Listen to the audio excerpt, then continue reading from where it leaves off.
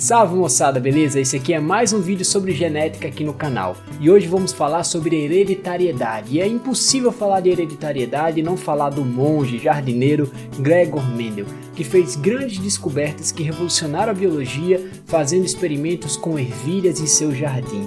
Mendel revolucionou a ideia da hereditariedade, de como a informação é passada de geração a geração. Se você já percebeu o quanto você é parecido com seus familiares, com seus parentes, já deve ter se perguntado por que a gente se parece com nossos parentes, mas ao mesmo tempo não somos idênticos a eles. Quais são as partículas, as matérias, as informações que são passadas e como são passadas de geração em geração para fazer de nós quem nós somos geneticamente. É sobre isso que trata a aula de hoje. Por que nos parecemos com nossos parentes, mas nem tanto. Até o século XIX, a biologia era praticamente uma tentativa de classificar todos os seres vivos conhecidos em categorias, como havia sido proposto pelo botânico sueco Carlos Linneu no século anterior. Os seres vivos eram classificados em reinos, filos, classes, ordens, famílias, gêneros e espécies, mas essa classificação se baseava somente na descrição dos seres vivos, sem considerar qual mecanismo conectava as semelhanças e diferenças entre eles. Era sabido que cachorros davam origem a outros cachorros, sementes de maracujá germinavam e formavam novos pés de maracujá e que nós, seres humanos, somos filhas e filhos de outros seres humanos. Mas o que faz com que o semelhante gere um semelhante? Qual é o mecanismo da hereditariedade? Desde a Grécia Antiga, a questão da semelhança entre as gerações de seres vivos era um tema recorrente. Pitágoras, por volta de 530 antes da Era Comum, propôs que a semelhança estava no sêmen masculino. Numa espécie de coleta de dados, o sêmen percorria o corpo do homem coletando informações das mais diversas partes do corpo e levaria essas informações ao corpo feminino durante a relação sexual. À mulher, restava receber as informações e nutrir o embrião. Pelo destaque dado ao esperma para fornecer as informações ao novo indivíduo, essa ideia ficou conhecida como espermismo. No entanto, essa ideia contém uma série de problemas. Como as características das mulheres, mães e avós eram transmitidas aos seus descendentes?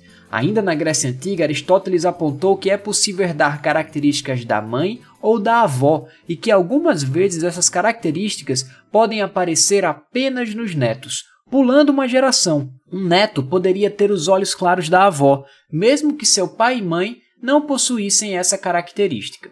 Além disso, como poderia se explicar pela proposição de Pitágoras a anatomia feminina? Se o sêmen coleta as informações do corpo do pai, como um corpo feminino seria gerado? Aristóteles propôs então que tanto o pai quanto a mãe são responsáveis pelas características da criança e que as características não eram transferidas do homem para a criança por matéria, mas sim por instruções que modelariam a matéria-prima que a mulher fornecia ao feto, e o material fornecido pelo sexo feminino era o sangue menstrual. Como o fluxo menstrual não acontecia durante a gravidez, Aristóteles propôs então que o sêmen masculino entalharia o sangue menstrual em forma de uma criança. As ideias dos gregos sobre a hereditariedade dominaram o pensamento ocidental por muitas centenas de anos. Somente com o florescimento do pensamento científico no Renascimento, começamos a chegar mais perto do entendimento dos processos da hereditariedade, testando inúmeras hipóteses. As ideias que não passavam nos testes dos experimentos eram rejeitadas e novas hipóteses eram propostas. Uma das mais importantes descobertas para solucionar o problema da hereditariedade foi a descoberta dos gametas. Em 1667, Leeuwenhoek, com seu microscópio, identificou a presença dos espermatozoides no sêmen humano e imaginou que no interior de cada um deles existia um ser humano pré-formado. De acordo com essa proposta, o esperma já conteria uma miniatura do ser humano pré-formado, que quando transferido para o útero materno se desenvolveria até formar uma criança. No entanto, a relação dos espermatozoides com a reprodução não estava bem aceita. Inclusive, alguns cientistas cogitavam que os espermatozoides eram parasitas do sistema reprodutor masculino. Somente em 1841, o suíço Albert von Kolliker descreveu o processo de transformação das células dos testículos em espermatozoides, e em 1828, o naturalista alemão Karl Ernst von Baer identificou um óvulo dentro de cada folículo ovariano. Esse foi o fim do pré-formismo. Se óvulos e espermatozoides são células únicas, seria impossível ter uma miniatura de ser humano dentro deles. Foi ainda na segunda metade do século XIX que ficou evidente que um único espermatozoide e um único óvulo se unem num processo chamado fecundação, que dá origem a um novo ser vivo. Logo, o estudo da hereditariedade se concentrou no estudo dos gametas, essas células especiais que ligam uma geração à outra. É aqui que entra um dos principais personagens na história da genética, Gregor Johann Mendel, em um jardim de um mosteiro onde plantava e colhia ervilhas de maneira bastante metódica. Primeiramente, Mendel percebeu que as ervilhas apresentavam formas diferentes para algumas características, como a cor das sementes, que podia ser amarela ou verde, a textura da semente, que poderia ser lisa ou rugosa, a cor da flor, a posição da flor no topo da planta ou nos ramos, a cor da vagem, que poderia ser verde ou amarela, o formato da vagem, lisa ou enrugada, e a altura da planta, algumas baixas e outras mais altas. Então, Mendel selecionou e organizou as plantas em seu jardim de forma que cada pé de ervilha produziria descendentes com as mesmas características. Por exemplo, uma planta com sementes amarelas produziria apenas sementes amarelas, ou plantas com sementes rugosas produziria apenas sementes rugosas. Para tentar entender como as características eram passadas adiante, Mendel cruzou as plantas de linhagens puras, produzindo híbridos. A pergunta era simples: se cruzasse plantas que produzem sementes amarelas com plantas que produzem sementes verdes, teríamos uma planta que produziria ervilhas de cor intermediária? Um amarelo esverdeado, por exemplo? As ervilhas geralmente se autofecundam. Os grãos de pólen, que são minúsculas estruturas onde estão os gametas das plantas, caem da antera, que é a parte masculina da flor, em seu próprio estigma, que é a parte feminina, onde ocorre o processo de autofecundação. Mas Mendel, de maneira muito cuidadosa, impedia que isso acontecesse e controlava qual planta cruzaria com outra, removendo as anteras de cada flor e então transferia o pólen cuidadosamente até a flor da planta desejada. Com esse método elaborado e trabalhoso, Mendel conseguiu os resultados dos primeiros cruzamentos de linhagens puras, produzindo os primeiros híbridos. As características não se misturaram. Todas as plantas geradas a partir do cruzamento de plantas de semente amarela com plantas de semente verde produziram apenas ervilhas amarelas.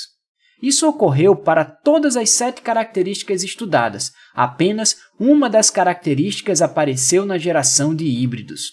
A característica híbrida assemelhava-se a uma das formas parentais, escreveu Mendel. Ele chamou de dominantes as características que prevaleceram e de recessivas as características que haviam desaparecido.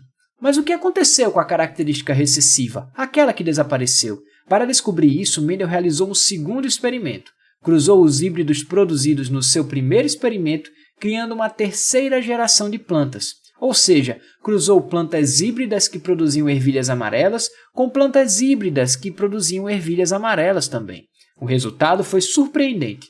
Na terceira geração, a característica recessiva, aquela que havia desaparecido, reapareceu em alguns dos indivíduos gerados, e o mesmo ocorreu para todas as outras características estudadas por ele. Mendel, a partir dos dados obtidos dos seus experimentos, postulou que cada característica era determinada por uma partícula independente e indivisível de informação. As partículas existiam em 2 variantes. Cada planta herdava uma cópia de cada progenitor, um elemento do pai e um elemento da mãe. Quando um híbrido era criado, ambas as características existiam intactas, mas só uma delas afirmava a sua existência. É importante lembrar que a segunda metade do século XIX foi um período incrível para se fazer biologia, para ser um naturalista. Grandes ideias que revolucionaram a biologia surgiram nesse período, como por exemplo a teoria da seleção natural proposta pelo Charles Darwin, a teoria celular que diz que todo ser vivo, seja ele animal ou vegetal, é composto por células, e também o entendimento dos mecanismos de divisão celular.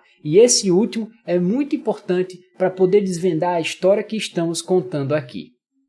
Voltando às conclusões dos experimentos de Mendel, estava claro então que a hereditariedade era explicada pela transmissão de unidades distintas de informação dos genitores aos descendentes. As células espermáticas traziam apenas uma cópia dessa informação e o óvulo trazia a outra cópia. Assim, o organismo herdava uma unidade de cada genitor. Mendel chamou cada unidade de informação de fator e, posteriormente, essa unidade ganhou o título de alelo por outros cientistas. Mas onde estariam as informações dentro da célula? Qual era a estrutura? Qual era a molécula que continha essas informações? Até a segunda metade do século XIX, tudo não passava de especulação. Esse será o tema da nossa próxima aula. A contribuição de Mendel foi inestimável para a compreensão da biologia. Trouxe a resposta para perguntas que durante milhares de anos intrigou mentes por todo o planeta. O sucesso de Mendel deve à sua metodologia precisa, um jardineiro que cuidava de suas ervilhas e dos dados coletados e analisados. No mesmo período, um outro importante naturalista revolucionava a biologia com a ideia de que todos os seres vivos estão de alguma maneira conectados pelo processo de seleção natural. Esse era Charles Darwin, contemporâneo de Mendel e que, ao que tudo indica, não conhecia o trabalho de hibridização das ervilhas de Mendel. Duas ideias tão fortes e revolucionárias que ocorreram no mesmo período, duas ideias que juntas poderiam responder aquilo que faltava aos cientistas do século XIX, os mecanismos que conectavam as semelhanças e diferenças entre todos os seres vivos. E se um soubesse do trabalho do outro, será que o caminho das descobertas da biologia seria o mesmo?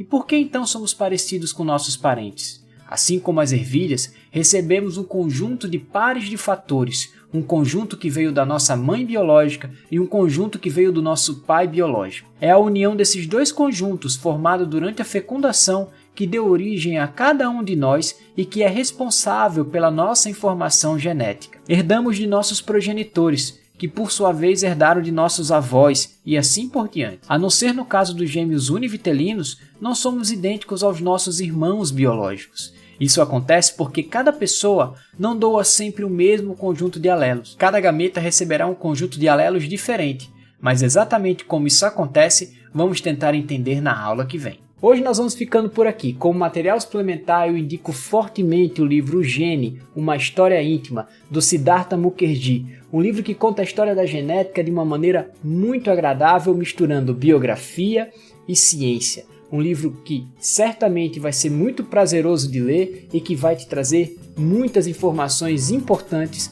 sobre o que estamos discutindo nesta aula e nas aulas seguintes também. Então, se você gostou, não esquece de se inscrever no canal, de curtir e compartilhar com os amigos, pois essa pode ser uma ótima maneira de alguém aprender sobre ciências da natureza. Até a próxima!